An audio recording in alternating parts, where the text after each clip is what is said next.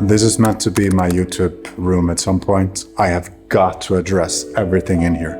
Nothing's right, but we have 3 bedrooms and we gotta be absolutely sure before I start to do my setup that we have the right room to sleep in. So, in the meantime, welcome to my YouTube space. My name is EG and I am a Phuket-based photographer and filmmaker.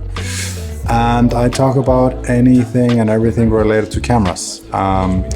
This is highly unlikely going to be a very successful or wider reaching audience type of video, but that's maybe also probably good because today is a really bad day.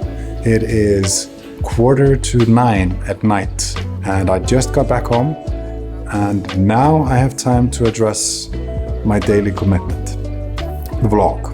The thing is, some days are just not going to be good days and you're not going to have the inspiration or energy or the idea or anything for that matter to make it happen. But I look at those days just exactly the same way I used to look at the days in the gym.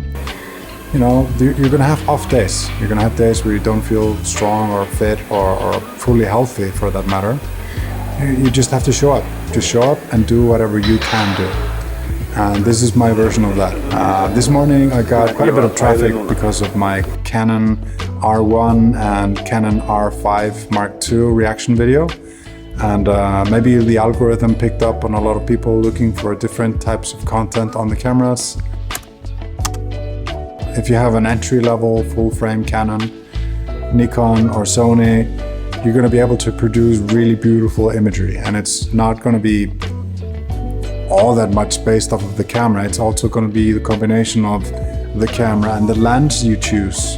And what even influences it more is how you decide to light it. I'm one to speak. I'm basking in the ensuite bathroom light. Look at this.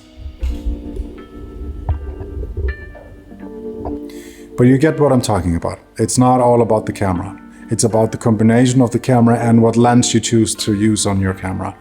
And even what's even a bigger influence is the lighting, the mood, the grade, the color settings you use. You know, the way you edit things, how you chain together like certain sequences, what you're trying to say, how you're packaging it.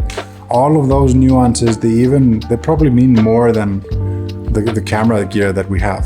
Nothing is really holding anyone back.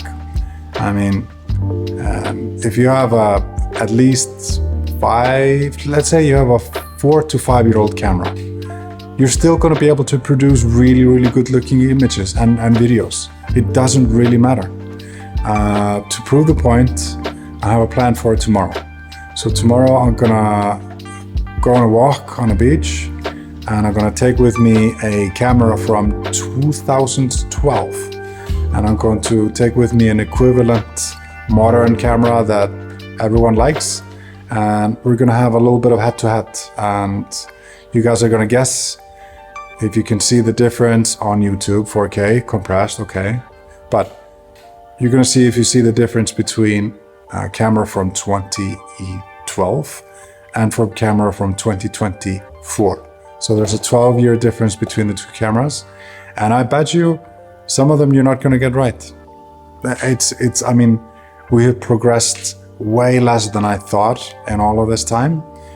To be fair, the focus has been a lot on video. So I think a huge amount of the progress has already been made in terms of readout speed, dynamic range, all of that kind of stuff translates mostly into video. So I think that's where we had the biggest difference.